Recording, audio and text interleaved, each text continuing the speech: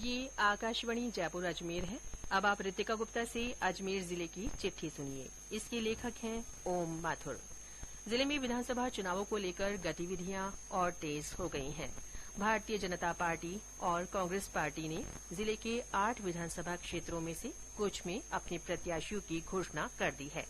भाजपा ने अजमेर उत्तर से वासुदेव देवनानी, अजमेर दक्षिण से अनिता बघेल, पुष्कर से सुरेश रावत, ब्यावर से शंकर सिंह रावत, किशनगढ़ से भागीरथ चौधरी, केकड़ी से शत्रुघ्न गौतम और नसीराबाद से राम स्वरूप लांबा को चुनाव मैदान में उतारा है। वहीं कांग्रेस ने केकड़ी से रघु शर्मा, मसूदा से राकेश पारिक और पुष्कर से नसीम अख्तर को टिकट दिया है। वर्तमान में 8 में से 5 विधानसभा सीटों पर भाजपा, 2 पर कांग्रेस और 1 पर निर्दलीय विधायक का कब्जा है। टिकट मिलने के साथ ही उम्मीदवारों ने चुनाव कार्यालय खोलने और जनसंपर्क करना शुरू कर दिया है, लेकिन कुछ क्षेत्रों में उम्मीदवारों का विरोध भी शुरू हो गया है और उनकी ही पार्टी के अन्य नेता पार्टी से बगावत कर निर्दलीय प्रत्याशी के रूप में चुनाव लड़ने की घोषणा कर चुके हैं। निर्वाचन विभाग ने निष्पक्ष और आधिकारिक मतदान कराने के लिए अपनी तैयारियों को अंतिम रूप देना शुरू कर दिया है। 100% मतदान के लिए मतदाता जागरूकता कार्यक्रम आयोजित किए जा रहे हैं।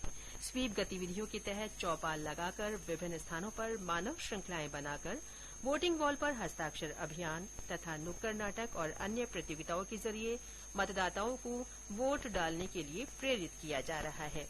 पहली बार वोट डालने वाले युवा मतदाताओं को जगह जगह शिविर लगाकर वोट डालने की प्रक्रिया समझाई जा रही है। पुष्कर में सरोवर किनारे आयोजित लोकतंत्र महोत्सव कार्यक्रम में 102 साल के बुजुर्ग बुद्धा सिंह ने लोगों से वोट डालने की अपील की। मतदान दलों को प्रशिक्षण देने के कार्यक्रम भी आयोजित किए जा रहे हैं। विधानसभा चुनावों में जिले में इस बार कुल 19,66,986 मतदाता अपने मताधिकार का प्रयोग करेंगे। इनमें से 10,0758 पुरुष और 9,66,230 महिला मतदाता है।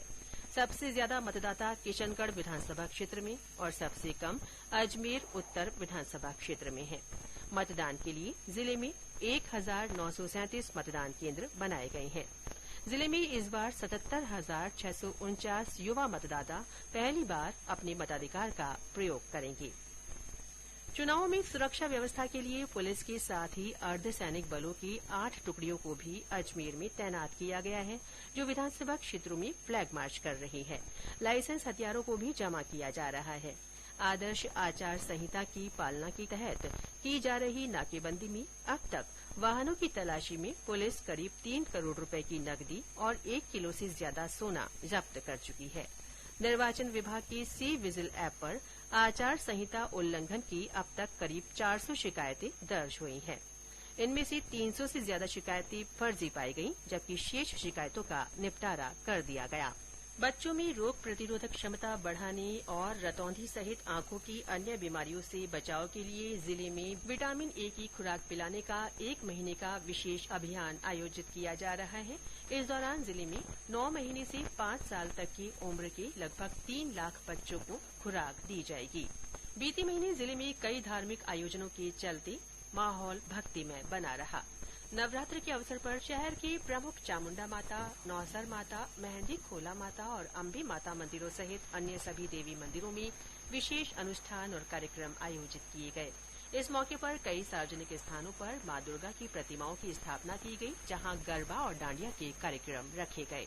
नगर निगम की ओर से जवाहर लाल रंगमंच पर रामलीला का मंचन किया गया। अष्टमी और नवमी के अवसर पर कन्याओं को भोजन कराकर उन्हें उपहार दिए गए। दशहरा पर्व के अवसर पर असत्य पर सत्य की जीत के प्रतीक के रूप में रावण के पुतलों का दहन किया गया। मुख्य समारोह पटेल स्टेडियम में हुआ, जहां हजारों लोगों की मौजूदगी में रावण, कुंभकर्ण और मेघनाथ के पुतले जलाए गए।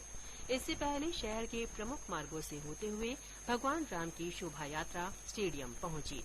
बंगाली समाज ने भी दुर्गा पूजा महोत्सव धूमधाम से मनाया। बीते दिनों केंद्रीय रिजर्व पुलिस बल सीआरपीएफ की महिला जवानों की मोटरसाइकिल रैली का अजमेर में स्वागत किया गया। इसमें 75 मोटरसाइकिलों पर 150 महिला जवान सवार थी। इसके साथ ही अजमेर जिले की चिट्ठी समाप्त हुई।